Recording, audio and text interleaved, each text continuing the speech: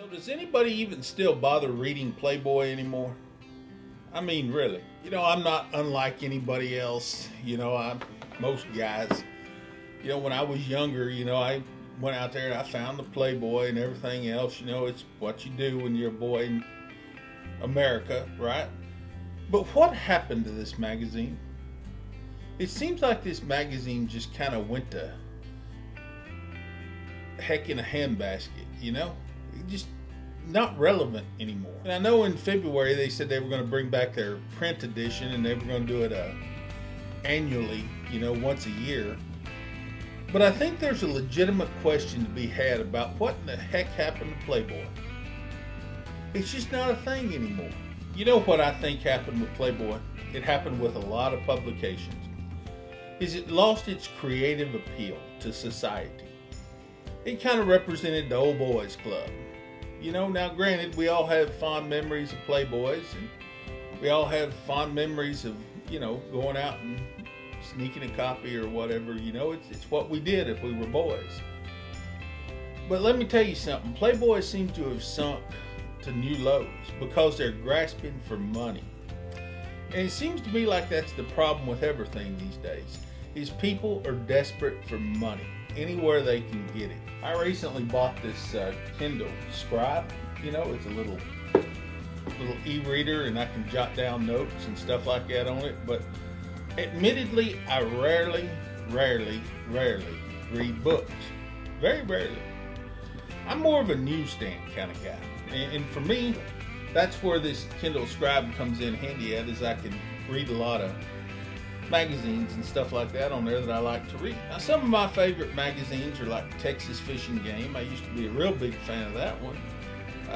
Not so much anymore, but I do still read it. I like Maxim. I like Sports Illustrated. I like, there's a couple of them. I like National Geographic a lot these days. I'm really into National Geographic. But I'm starting to appreciate it more, especially as a photographer and as a journalist. I'm really starting to appreciate it. I do like The Atlantic.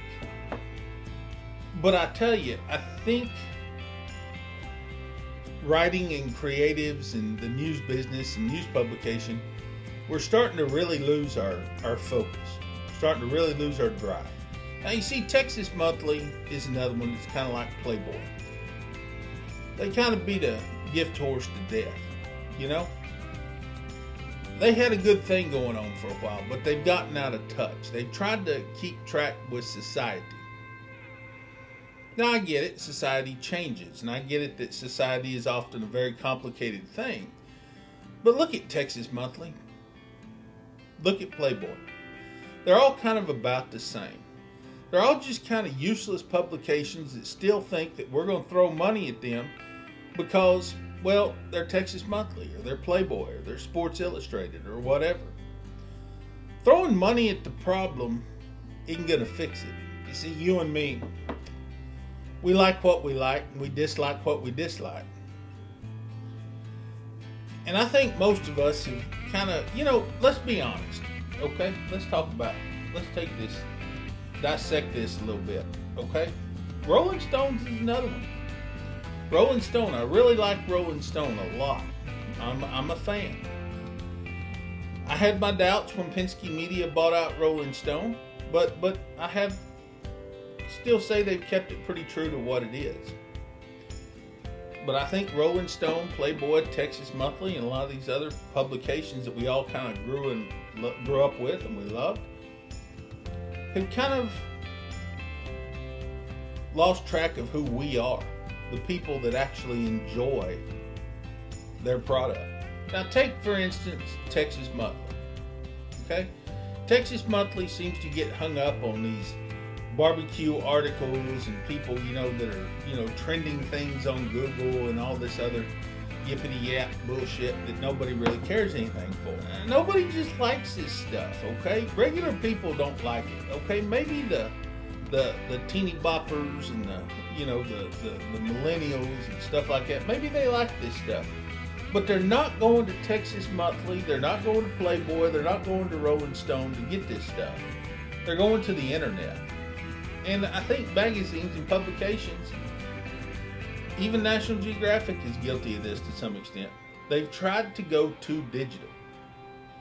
They've tried to broaden the net, cast the net wide.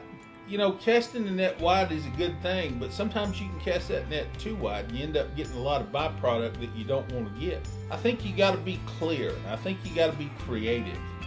I think you've got to stay in your lane. That's a big quote, stay in your lane.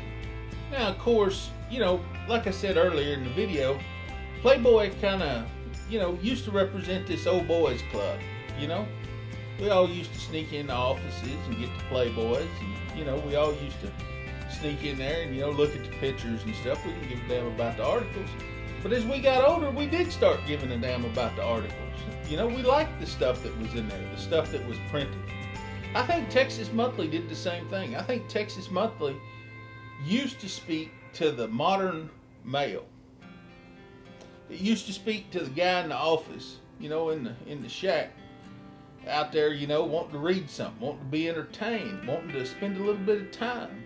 I think Playboy was the same way. I think, you know, a lot of magazines, Texas Fish and Game was one of them. I think they're all kind of the same way. But the thing is, people have lost the creative skill for actual art. The art of writing. You know, Molly Ivins used to call it the ort. Ort. O-R-T. Ort. That's how we call it down here in Texas. You know, and that can, as she put it, be a, you know, a stuffed cow on a building, you know, on a roof. I look at things like Texas Monthly and I see that they've been involved with consulting with shows like Landman, and they kind of taken over Texas Country Reporter, and they put these kind of out of touch people that you and I can't really relate to in these positions to present the material. You see, that's what made it great. Being able to relate to people is something. And being able to know your audience and relate to your audience is even more than something. You see, there's nothing wrong in the world with being able to relate to people. And you've got to know your place. I think what the world is missing is more magazines, more newsstands. We all remember the newsstand, you know, where we could go and get the magazine, or we could go and get the newspaper or whatever, you know. And sure, maybe the newsstand has been replaced with things like this Kindle Scribe, you know. Maybe it's been replaced by this stuff, and that's okay. But let me tell you, nothing can replace genuine connectivity. You know, being able to connect genuine with people, places, and things. That's really important. The audience has to be able to know how to pronounce your name. You know, I thought one of the greatest things to happen was the Texas Tribune. Now, I admit I had my doubts years ago when it first came around that they were going to bring in Evan Smith from Texas Monthly. But I thought, you know what, he's a New Yorker. He's been here in Texas long enough. A lot of good New Yorkers have made their mark on Texas. People like Evan Smith. People like Terry Lacona, you know. These people have made their mark on Texas. Jerry Jeff Walker. I don't have any problem with a New Yorker coming to Texas and making their mark here because they bring a lot of great things. But what they did is they understood Texas. And what happened with like the Texas Tribune. Are you reading the Texas Tribune anymore? I'm not. The reason I'm not reading the Texas Tribune is because the Texas Tribune has gotten just too far out there. I can't pronounce the names. I don't relate to the people that's in there. I don't understand what they're even trying to do. And that takes away from the credibility of who they are and what they've become. You see, the Texas Tribune used to be a pretty balanced thing. It used to be a pretty interesting thing. Now I can't even tell you what it is. You see, that's where we've gone really wrong with this whole thing. We've gotten away from who we really are. We've gotten away from the nostalgia. And people say that you need to sometimes move away from the nostalgia of things. Well, maybe we just need to get back to it. Maybe that's the most appealing part of it all. Maybe people really want that. Maybe people want that simpler thing. They want names from writers that they can relate to, that they can pronounce, that they can understand.